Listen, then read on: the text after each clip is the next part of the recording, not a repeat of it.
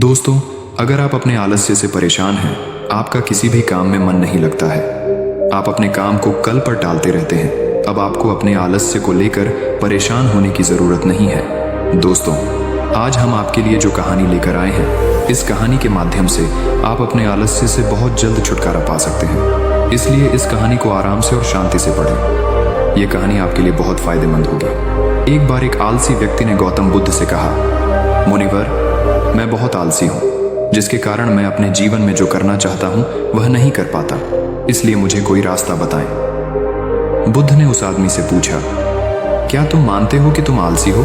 तो उस व्यक्ति ने बुद्ध से कहा, हाँ मुनिवर, सिर्फ मैं ही नहीं बल्कि मेरे पूरे गांव के लोग कहते हैं कि मैं आलसी हूँ। बुद्ध उस व्यक्ति से कहते हैं, लेकिन क्या आपके पास कोई सबूत है कि आप आलसी हैं? उस व्यक्ति ने उत्तर दिया, हाँ। तब गौतम बुद्ध उस व्यक्ति से पूछते हैं, क्या आपके पास इसका कोई सबूत है?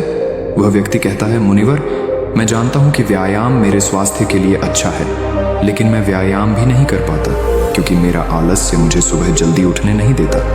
बुद्ध ने कहा, लेकिन क्या तुम्हें पता है आलस्य क्या है?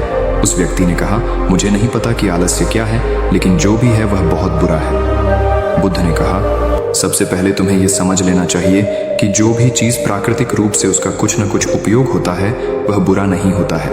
यह अच्छा आलस्य एक भावना है, यह एक विचार है, हम अनजाने में खुद से पैदा करते हैं। आदमी पूछा, लेकिन ये कैसे है मुनिवर? तो बुद्ध ने कहा, ने कि आलस्य पैदा होता है। इसके दो कारण हैं, पहला शारीरिक और दूसरा मानसिक। जब हम अपने किसी भी भोजन को देते हैं, शरीर जिसके अंदर जीवन शक्ति नहीं होती, हमारे शरीर में आलस्य पैदा हो जाता है, क्योंकि ये शरीर ऊर्जा से चलता है और जैसा हम इसे देते हैं ये वैसा ही विचार करता है, ये वैसा ही व्यवहार करता है। हमारे शरीर के अंदर आलस्य का एक और कारण गलत तरीके से बैठना है, गलत तरीके से सोना और गलत तरीके से चलना।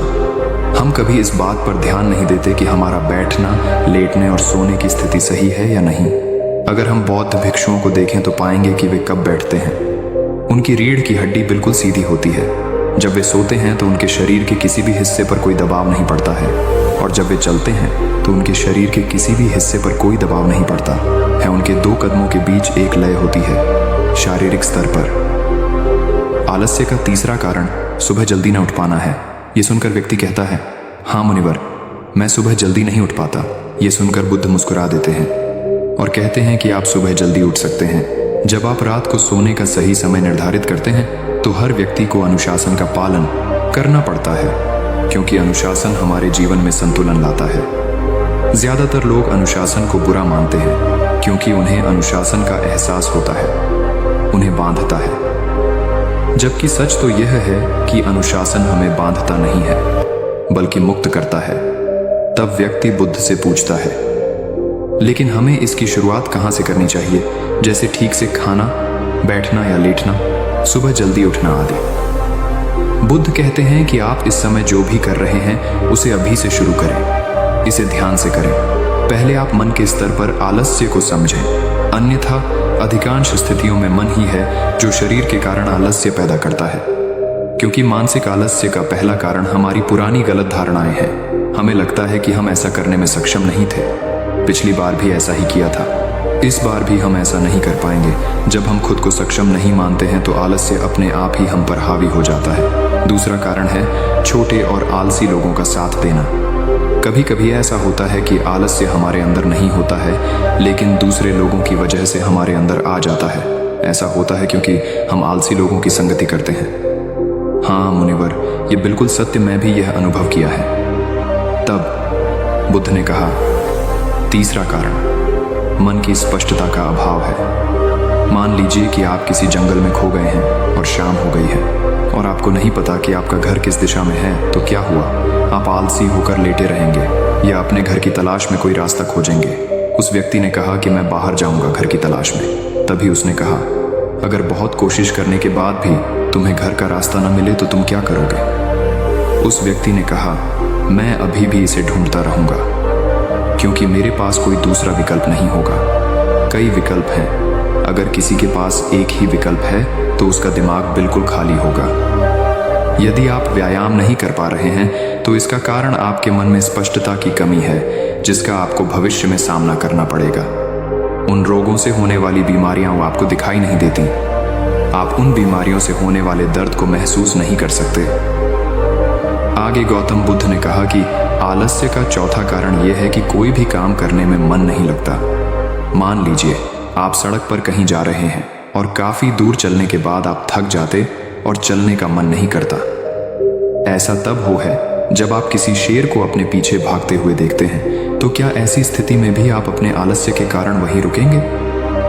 नहीं। तो समझ लीजिए कि आलस्य आपको वह काम करने से रोकता है जिसे करने का कोई बड़ा कारण नहीं है। तब उस व्यक्ति ने बुद्ध से कहा, धन्यवाद मुनिवर, अब मुझे आलस्य का पूरा खेल समझ में आ गया है।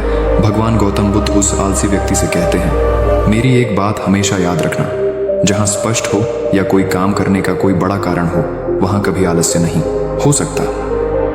दोस्तों, आलस्य मनुष्य का सबसे बड़ा शत्रु है, क्योंकि आलस्य जीवन में कभी भी प्रगति नहीं कर सकता। चलो, आलस्य मनुष्य को इतना निकम्मा बना देता है कि उसे परिश्रम से घृणा हो जाती है और वह सदैव आराम की अवस्था में ही रहना चाहता है। इसके लिए मेहनत के चश्मे की जरूरत होती, जो आलसी व्यक्ति के पास नहीं होता। आलसी व्यक्ति को आलस्य दिन ब दिन अपनी चपेट में लेता जाता है, जिसके परिणाम स्वरूप वह दिन ब दिन मेहनत से भागने लगता है। मेहनत ही खत्म हो जाती है। शत्रु ने आलस्य कहा, नमक सिर्फ दोस्त हो सकता है, इसके अलावा इसे खत्म करने का कोई रास्ता नहीं है। मेहनत से दोस्ती करने के बाद यह दुश्मन अपने आप खत्म हो जाता है। मेहनत ही सफलता की कुंजी है। इस बात को केवल एक मेहनती व्यक्ति ही समझ सकता है, क्योंकि वह कड़ी मेहनत के महत्व को अच्छी तरह से जानता है। वह जानता है कि खड़ी मेहनत ही उसकी सच्ची दोस्त है, और इस दोस्त की मदद से वह अपने जीवन में हमेशा प्रगति करेगा। वह उस काम को छोड़ने की बजाय दोबारा और अधिक मेहनत से प्रयास करता है और तब तक कोशिश करता है जब तक वह उस काम को करने में सफल नहीं हो जाता। और इसके विपरीत आलसी व्यक्ति किसी छोटे से काम को करने की कोशिश करता है। इंसान को दूसरे लोगों की भी जरूरत होती है, क्योंकि वह आलस्य के जाल में इस तरह फंस चुका है कि उसे बस आराम की जरूरत है। यानी वह अपने कंफर्ट जोन से बाहर नहीं आना चाहेगा, रुकावट नहीं चाहता और अपनी पूरी जिंदगी ऐसे ही गुजारना चाहता है। दोस्तों, आलसी व्यक्ति कभी भी ना तो मेहनत का महत्व समझ पाता है और न ही समय का महत्व। इसके कारण वह अपना पूरा जीवन बर्बाद कर देता है और अंत में उसके पास पछताने के अलावा कुछ नहीं बचता है। जबकि एक मेहनती व्यक्ति समय का महत्व समझ लेता है और समय का महत्व समझ लेता है। दिन प्रतिदिन कड़ी मेहनत करके अपने लक्ष्य को प्राप्त करने का प्रयास कर रहा है। इसलिए आपको हमेशा मेहनत से दोस्ती और आलस्य से दुश्मनी रखनी चाहिए। दोस्तों, मुझे उम्मीद है कि आपको इस कहानी से बहुत कुछ सीखने को मिला होगा। आप गौतम बुद्ध द्वारा बताए गए उपाय से भी अपना आलस्य दूर कर सकते हैं। दोस्तों, आपको यह कहानी कैसा लगा? कृपया हमें कमेंट बॉक्स में कमेंट करके ज़रूर बताएं और अपने दोस्तों के साथ ज़्यादा से ज़्यादा शेयर करें। धन्यवाद।